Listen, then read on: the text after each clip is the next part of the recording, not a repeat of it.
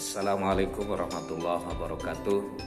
Pemirsa, perkenalkan saya Zainal Abidin SPDI, guru di Madrasah Aliyah Al-Ijtihad Danger, Kecamatan Masbagi, Kabupaten Lombok Timur, Nusa Tenggara Barat. Dan saya termasuk salah satu mahasiswa PPG Daljab Batch 1 2023 LPTK Withas Jember. Dan pada video kali ini saya akan melakukan uji kinerja atau UKIN berupa pembuatan video pembelajaran. Dan pada video kali ini saya akan berbicara tentang sejarah turunnya Al-Quran. Bismillahirrahmanirrahim. Assalamualaikum warahmatullahi wabarakatuh. Waalaikumsalam warahmatullahi wabarakatuh. Gimana kabarnya hari ini? Baik. Baik semua ya? Alhamdulillah. Ada yang tidak masuk? Siapa? Apa alasan tidak masuk? Apa? Oke, untuk memastikan sebelumnya saya absen dulu. Oke?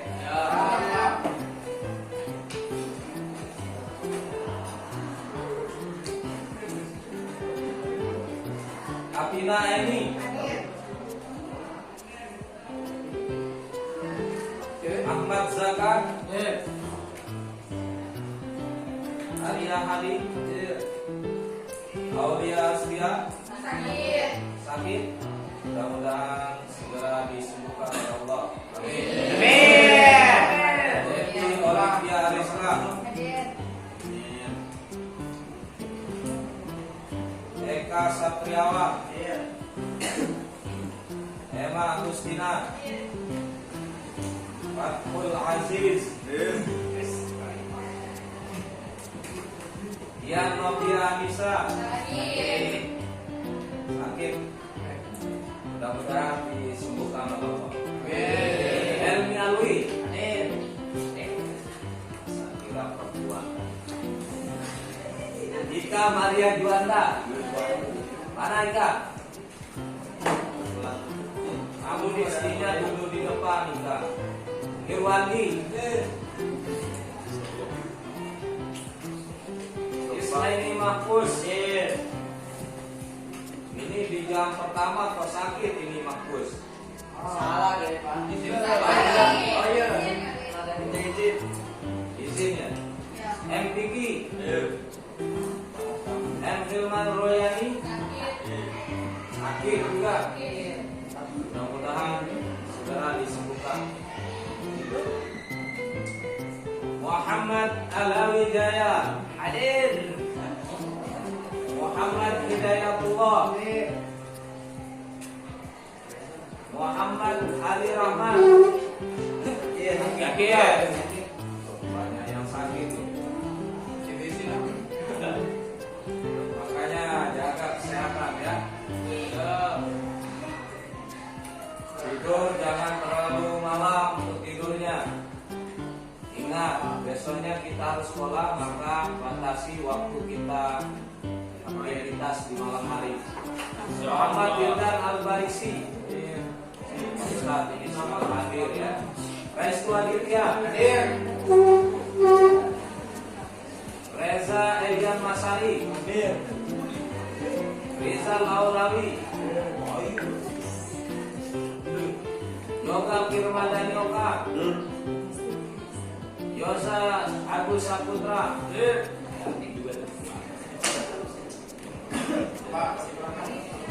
Alhamdulillah semuanya sudah hadir dan ada beberapa yang sakit, dan sekali lagi kita berdoa mudah-mudahan yang sakit segera disembuhkan oleh Allah Subhanahu wa taala. Amin. Amin ya rabbal alamin.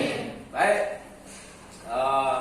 Anak-anakku sekalian, hari ini kembali kita akan melanjutkan pembelajaran kita, dan hari ini kita akan berbicara tentang sejarah turunnya Al-Quran dan sejarah kodifikasinya. Apa? Sejarah kodifikasinya. Pada pertemuan yang telah lalu kita sudah bahas tentang keotentikan Al-Quran, ya. Dan hari ini kita akan lanjutkan pembelajaran. Jadi nanti alur pembelajaran kita hari ini, yang pertama Pak Guru akan sampaikan materi tentang sejarah turunnya Al-Quran dan sejarah kodifikasinya. Kemudian nanti Pak Guru minta kepada kalian untuk mencatat apa yang perlu kalian catat. Maka nanti dari penjelasan Pak Guru yang dibantu dengan media PowerPoint ini, silakan nanti dicatat apa yang perlu dicatat. Paham? Paham. Kemudian nanti setelah selesai Pak Guru menyampaikan materi kita, kemudian nanti kalian akan saya bagi kelompok untuk berdiskusi terkait dengan materi yang sudah disampaikan. Kemudian baru setelah itu nanti ada presentasi kelompok. Dan setelah itu kita nanti akan sama-sama tutup pembelajaran. Ya. Baik. Untuk memulai pembelajaran kita pada hari ini, mari kita sama-sama awali dengan bersama-sama melafazkan basmalah. Bismillahirrahmanirrahim. Baik. Siap belajar? Siap. Siap belajar? Siap. Semangat belajar? Semangat. Oke, semangat kalian hari ini akan menentukan masa depan kalian. Maka belajar harus semangat. Oke, belajar harus semangat. Apa-apa saja yang kita kerjakan kalau dengan penuh girat, dengan penuh semangat, maka tentu hasilnya akan memuaskan. Oke. Semuanya sudah rapi dan siap untuk belajar hari ini ya. Oke. Untuk membangkitkan semangat nasionalisme kita awali juga belajar kita hari ini dengan bersama-sama menyanyikan Indonesia Raya. Silakan semua siswa dan siswi berdiri. Indonesia kebangsaanku, bangsa dan tanah airku, marilah kita berseru, Indonesia bersatu, hiduplah tanahku.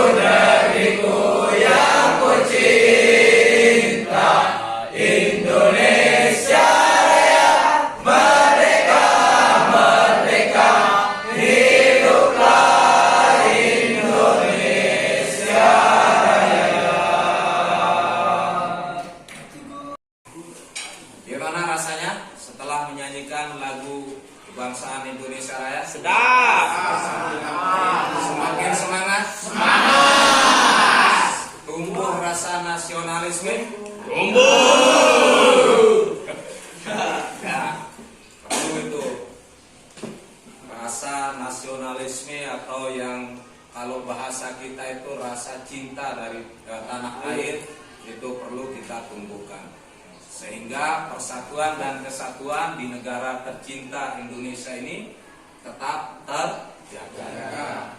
Persatuan dan kesatuan tetap terjaga. Ya, dengan demikian maka insya Allah kita menjadi aman, kita menjadi damai, kita menjadi tentram dalam melaksanakan aktivitas kita setiap hari. Nah, maka penting untuk kita menjaga, penting bagi kita untuk merawat rasa nasionalisme, cinta tanah air. Kiai Haji Hasyim Asy'ari berfatwa cinta tanah air sebagian daripada iman. Hubbul waton minal iman. Ya. Baik, anak-anakku sekalian, kita mulai belajar kita hari ini tentang apa tadi? Tentang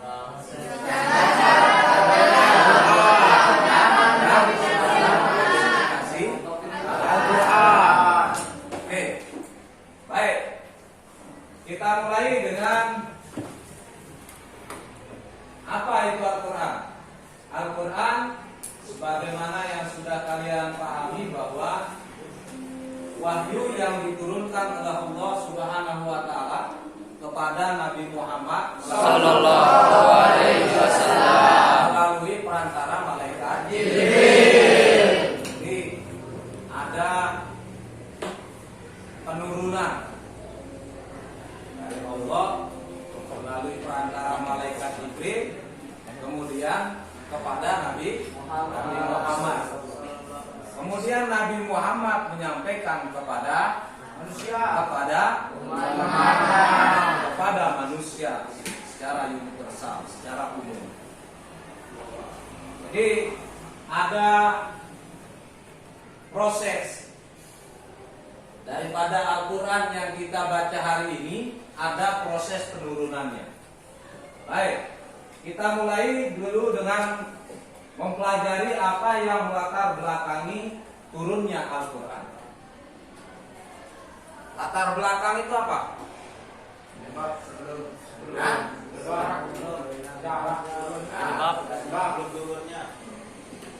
Latar belakang itu bisa dikatakan sebagai sebab yang menimbulkan akibat. Nah itu. Jadi Al-Quran ini diturunkan oleh Allah Subhanahu wa taala, ada yang melatar belakanginya. Ada penyebabnya. Yang pertama,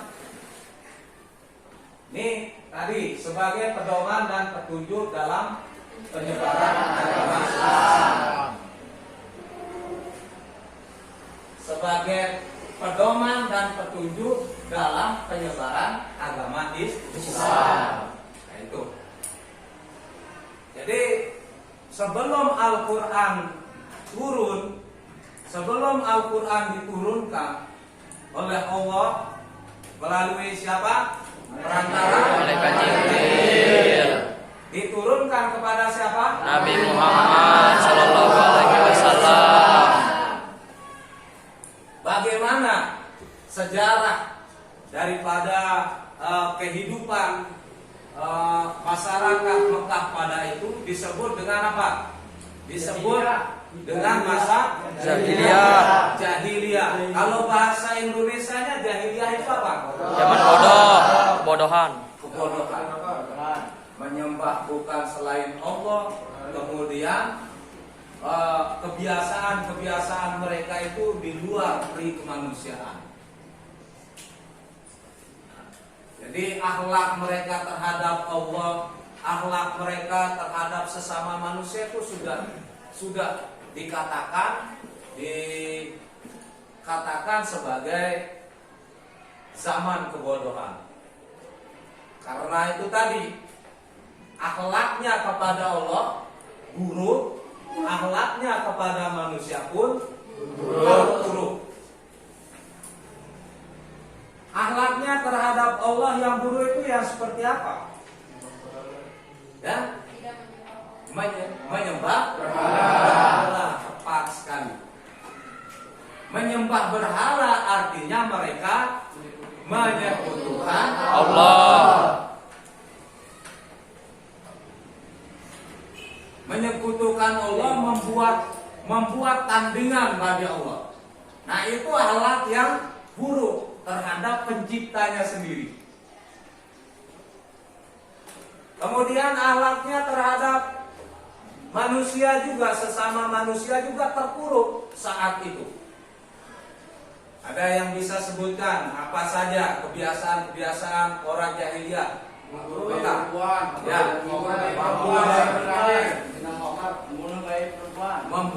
bayi perempuan. Terus apa lagi? Ya, mabuk-mabukan. Kemudian judi. Semua dijudikan. Ya. Semua menjadi wahana berjudi. Apalagi kebiasaan-kebiasaan orang jahiliyah dahulu, gemar berperang antara suku yang satu dengan suku yang lain. Itu ada selisih pendapat sedikit, langsung berujung menjadi konflik yang besar. Yang namanya manusia pasti ada konflik. Cuman konflik itu tidak bisa dihindarkan. Konflik itu lumrah terjadi pada manusia. Cuman bagaimana memanage konflik itu supaya tidak menjadi besar. Maka solusi untuk keluar dari konflik itu perlu dipikirkan. Dan orang-orang jahiliyah dahulu sebelum Allah turunkan Al-Quran kepada Nabi-Nya Muhammad, terkenal menjadi budaya jahiliyah dengan berbagai sifat-sifat yang buruk terhadap Allah, sifat-sifat yang buruk terhadap manusia lainnya. Nah, maka Allah turunkan Al-Quran ini sebagai Pedoman. sebagai pedomannya, sebagai pedoman hidupnya. Nah, nanti di sini akan mengatur supaya tadi tidak mensekutukan Allah, tidak berbuat zina, tidak minum minuman khamar atau minuman keras yang dapat memabukkan, tidak membunuh bayinya yang perempuan, yang berjenis kelamin perempuan. Nah, nanti di dalam Al-Quran itu sebagai pedoman. Nih, sebagai pedomannya. Jadi nanti diatur. Nah, pedoman dan juga sebagai petunjuk dalam penyebaran agama Islam. Nah, jadi agama Islam, sumber hukumnya yang pertama itu adalah Al-Quran. Yang kedua apa? Hadis. Jadi yang pertama yang melatar belakangi turunnya Al-Quran adalah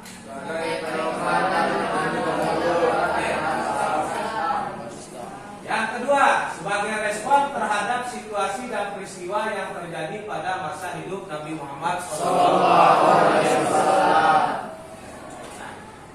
Kalian tahu nggak kalau Al-Quran itu diturunkan secara berangsur-angsur? Tahu atau tidak? Tahu. Berapa tahun Al-Quran diturunkan? 23 tahun. Ya, 22 tahun, 2 bulan, 22 hari. Ada juga yang berpendapat selain pendapat tadi. Ya, ada yang berpendapat 25, ada yang berpendapat 22 tahun, ada yang berpendapat 23 tahun. Nah, tapi tentunya semuanya memiliki bukti. Oke, jadi Al-Quran ini turun sebagai namanya respon. Respon itu apa? Jawaban. Terhadap situasi. Situasi itu berarti keadaan, peristiwa yang terjadi pada masa hidup Nabi Muhammad. Nah, diturunkannya secara berangsur-angsur Al-Quran tersebut, ya, diturunkannya secara berangsur-angsur itu menjawab. Al-Quran itu menjawab pertanyaan-pertanyaan yang muncul daripada kalangan para sahabat. Ya, ada sahabat yang memiliki permasalahan ini, bertanya kepada Rasulullah, kemudian nanti kalau Rasulullah tidak menjawabnya, akan turun wahyu sebagai respon, sebagai jawaban terhadap pertanyaan sahabat tadi. Jadi di masa peristiwa di masa Rasulullah SAW itu adalah dijawab, ya, mendapat arahan dari Al-Quran. Makanya dulunya berangsur-angsur, ya, ada peristiwa turun ayat Al-Quran, ya. Oke, selanjutnya bagaimana proses turunnya Al-Quran? Nah, ini kita masuk kepada inti daripada pembelajaran kita hari ini. Bagaimana proses turunnya Al-Quran? Oke, baik.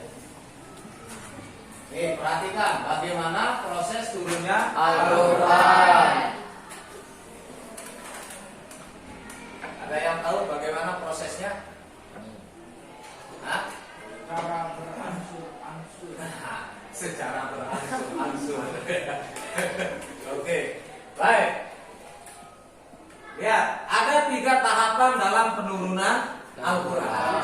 Tahap yang pertama, tahap yang pertama atau fase pertama, Al-Quran diturunkan ke Lauhul Mahfuz. Jadi, Al-Quran itu turun ke Lauhul Mahfuz.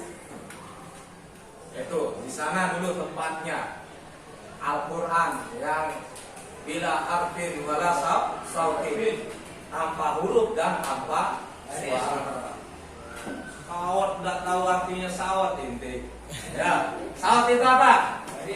Baris. Allah, sawat itu artinya suara.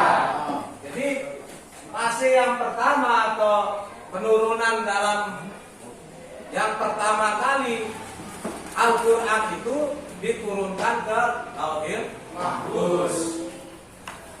Nah, kemudian yang kedua, ya,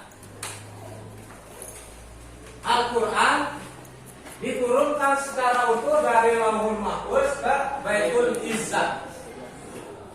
Yang pertama tadi Lauhul Mahfuz. Nah, diturunkan oleh Allah ke Lauhul Mahfuz. Ini fase yang pertama. Kemudian fase yang kedua itu dari Lauhul Mahfuz ke Baitul Izzah. Paham? Paham. Jadi ada 3 tahapan. Yang pertama dari Allah turunkan ke Lauhul Mahfuz, ya. Kemudian yang kedua, ya, dari Lauhul Mahfuz ke Baitul Izzah. Namanya Baitul Izzah. Nah, baru yang ketiga, ini Al-Quran diturunkan melalui perantara malaikat Jibril, ya, kepada Nabi Muhammad SAW secara bertahap, secara berangsur-angsur. 3 tahapan. Ingat, proses turunnya Al-Quran itu ada 3 tahapan. Tahapan yang pertama apa? Ya. Nah, terus yang kedua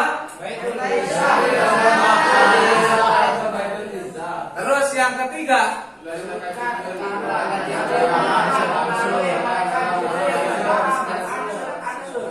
Pertama Allah turunkan ke Lauhul Mahfuz. Yang kedua dari Lauhul Mahfuz ke Baitul Izzah. Yang ketiga dari Baitul Izzah diturunkan oleh malaikat Jibril kepada Nabi Muhammad SAW secara berangsur-angsur. Seluruh materi tentang sejarah turunnya Al-Quran dan sejarah kodifikasi telah kita pelajari. Dan selanjutnya sesuai dengan arahan Pak Guru di awal, bahwa kegiatan akan kita lanjutkan dengan kegiatan diskusi. Untuk itu silakan yang laki buat kelompok jadi 2, sebagian ke yang perempuan, karena ini kan jumlahnya lebih banyak yang laki nih ya. Jadi silakan yang laki nanti dibuat kelompok jadi 3 ya. Jadi 3. Oke, silakan.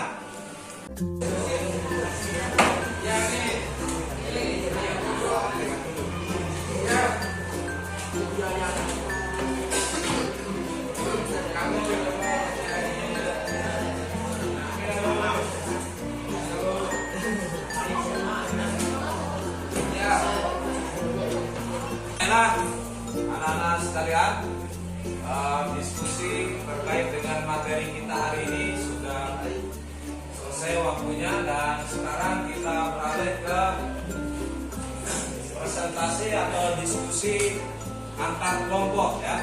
Jadi nanti silakan dari kelompok 1, 2, dan 3 nanti silakan sampaikan pertanyaannya ya, terkait dengan materi kita hari ini. Siap? Oke.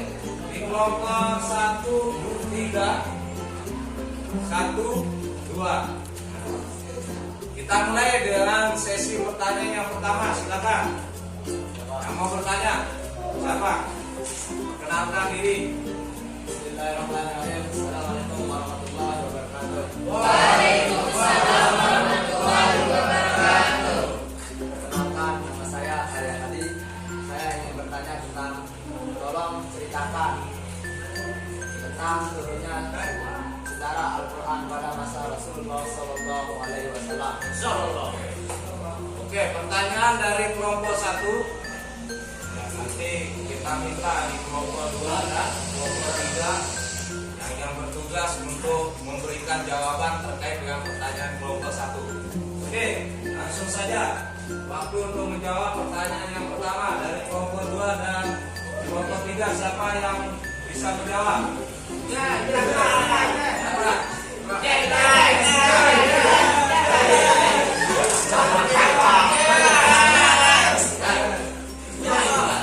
Restu Aditya, silakan dijawab pertanyaan dari kelompok 1 tadi. Bismillahirrahmanirrahim. Assalamualaikum warahmatullahi wabarakatuh. Waalaikumsalam warahmatullahi wabarakatuh. Soalnya sudah pas ya? Ya, Pak. Ya.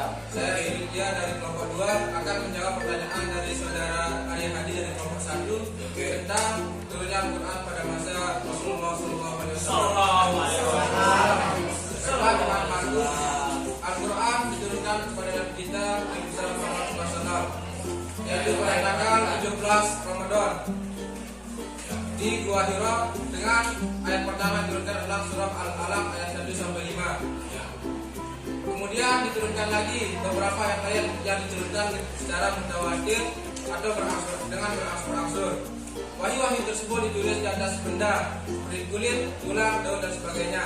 Adapun caranya Rasulullah disampaikan di rumah sahabat, yakni di rumah sahabat Arqam bin Abi Arqam, dengan sahabat sendiri yang datang ke sana untuk dijelaskan dan dibacakan ayat-ayat Quran tersebut. Sekian dari saya. Assalamualaikum warahmatullahi wabarakatuh.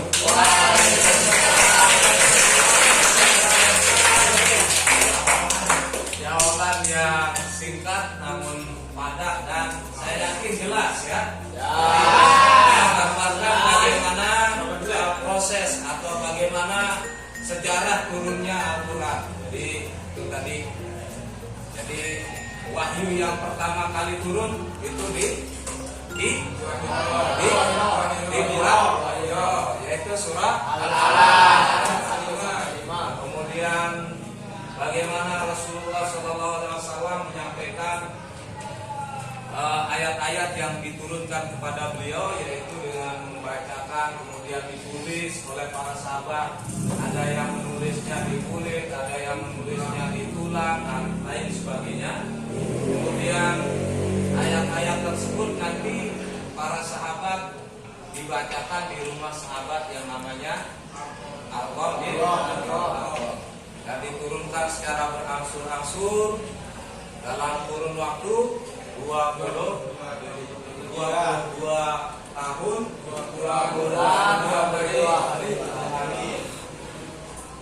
Baik, itu tadi pertanyaan dari kelompok 1. Kemudian ada lagi yang mau bertanya terkait materi hari ini? Siapa yang akan bertanya? Kelompok 2. Ya. Yang lain, jangan rescue aja. Yang lain, ada pertanyaan dari kami? Ya, terkait materi hari ini.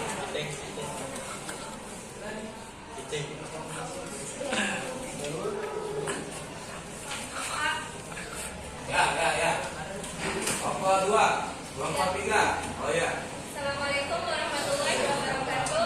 Waalaikumsalam warahmatullahi wabarakatuh. Saya Syakila Rahmatia dari kelompok 3 ingin bertanya tentang bagaimana sejarah turunnya Al-Quran di masa Khulafaur Rasyidin. Sekian, Assalamualaikum warahmatullahi wabarakatuh. Waalaikumsalam warahmatullahi Yang ditanyakan bagaimana pengumpulannya? Pengumpulan sejarah. Ya, bagaimana sejarah Al-Quran pada masa Khulafaur Rasyidin. Baik. Pertanyaan dari kelompok 2 tentang bagaimana sejarahnya Al-Quran di masa Khulafaur Rasyidin. Khulafaur Rasyidin itu siapa saja? Abu Bakar.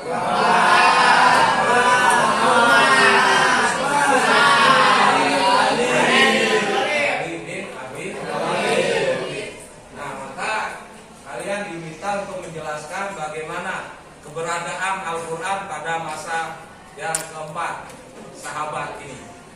Kira-kira dari kelompok lain ada yang bisa menjawab? Oke, pertanyaan tadi dari kelompok 2. 3. Dari kelompok 3 ya? Ya maklum faktor usia. Sudah tua. Iya. Oke, silakan siapa yang mau menjawab dari kelompok 1, 2? Ya. Arya, hari ini penanya kita sekarang menjadi yang menjawab. Oke, silakan Arya. Bismillahirrahmanirrahim. Saya Arya Hadi akan menjawab pertanyaan dari saudari Safira Ahmadiyah dari kelompok 3. Ya, sejarah keberadaan Al-Quran pada masa Khulafaur Rasyidin. Sejarah keberadaannya Al-Quran pada masa Khulafaur Rasyidin. Pertama, pada masa Umar Abu Bakar Siddiq. Pada masa tersebut,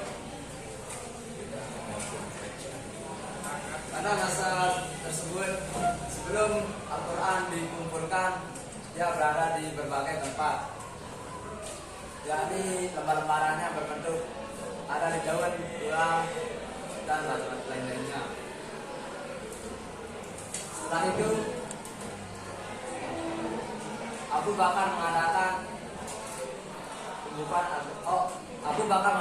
pembukaan Al-Quran yang berasal dari usulan sahabat yang lain namanya Umar bin Khattab.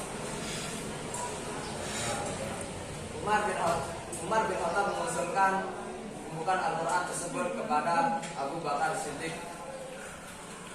Lalu Abu Bakar Siddiq mengiyakannya. Kemudian Al-Quran tersebut dibukukan secara mushaf. Pada masa ini merupakan awal dari kodifikasi standar Al-Quran berdasarkan salinan yang dijaga oleh Hafsah, istri Nabi Muhammad SAW, untuk mencegah perbedaan bacaan Sekian dari saya. Assalamualaikum warahmatullahi wabarakatuh. Waalaikumsalam warahmatullahi wabarakatuh.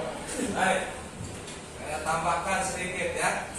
Jadi pada masa ada 4 khulafaur rasyidin. Yang pertama siapa? Yang kedua? Yang ketiga?